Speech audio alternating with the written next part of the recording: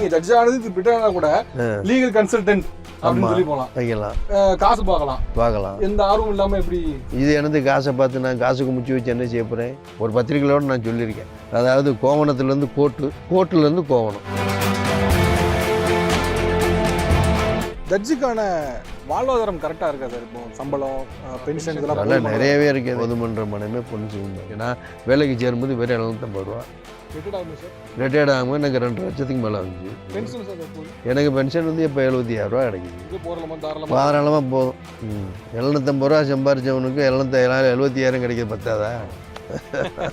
பொதுவாக இந்த லாயர் சொல்லுவாங்க ரிட்டையர்மெண்ட்டே கிடையாது. தமிழ் உண்மைதான். நீங்கள் கடைசி நிமிஷம் வரைக்கும் நீங்கள் வந்து வாதாடலாம் அப்படின்னு. ரெண்டாவது நீங்கள் ஜட்ஜ் ஆனது இது பிட்டானா கூட லீகல் கன்சல்டன்ட் அப்படின்னு சொல்லி போகலாம், காசு பார்க்கலாம். எந்த ஆர்வம் இல்லாமல் எப்படி? இது எனது காசை பார்த்து நான் காசுக்கு முச்சு வச்சு என்ன செய்ய போகிறேன்?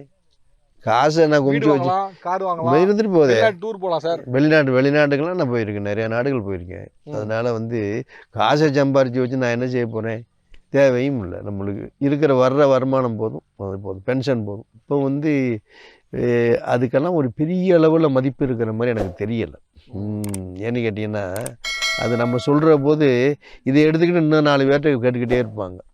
நம்ம சொல்கிறத வந்து கிராஸ் செக் பண்ணிக்குவாங்க. அதனால அது அந்த லீகல் ஃபீல்டு அது வந்து நம்ம வாழ்க்கையில் வந்து ஒரு பார்ட் முடிஞ்சு அவ்வளோ. அடுத்த பார்ட் விவசாயம். வந்த இடத்துக்கே வந்தாச்சு, விவசாயத்தையே ஆரம்பித்து விவசாயத்துக்கே வந்தாச்சு. ஒரு பத்திரிகையோடு நான் சொல்லியிருக்கேன், அதாவது கோவணத்துலேருந்து கோர்ட்டுலேருந்து கோவணம். தலைப்பு நீங்கள் பத்திரிகை தலைப்பு நீங்களே கொடுத்துட்டீங்களே, கோவணத்துலேருந்து கோர்ட்டுலேருந்து கோர்ட்டு இல்லை சார், கோர்ட்டு. அதான் கோர்ட்டு, அதுவும் கோர்ட்டு கரெக்டு தானே சார்? ஆமாம், கோவணத்துலேருந்து கோர்ட்டு.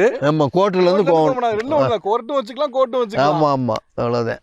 இது என்னத்துக்கு நீங்கள் வந்து காசுன்னு கேட்டீங்க? என்ன பணம்ங்கிறது ஒரு பொருளை வாங்கக்கூடிய ஒரு பொருள், அவ்வளோதான்.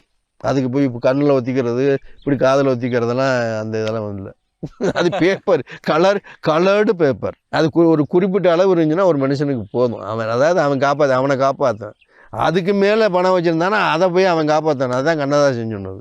இப்போ நிறைய ஜட்மெண்ட்லாம் நீதிபதிகள் வந்து சில வாசகம் மாதிரிலாம் எழுதுறாங்க, அவங்களோட சொந்த கருத்து எழுதுறாங்க. இந்த மாதிரி நீங்கள்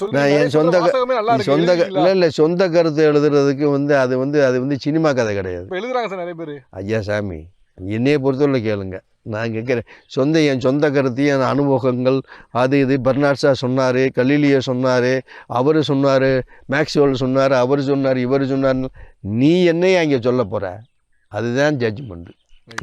இல்லை, நீங்கள் திருவாசகம் சொன்னதால சரி, ஓகே, நீங்கள் சொல்லியிருப்பீங்களோன்னு தான் கேட்டேன். திருவாசகம் திருக்குறள் நான் சொன்னது கிடையாது. இது அதாவது இதெல்லாம் இது நீங்கள் வந்து எல்லாம் எடுத்துக்கிட்டு இருக்கீங்களா பச்சையாக சொல்லி முடிவேன்.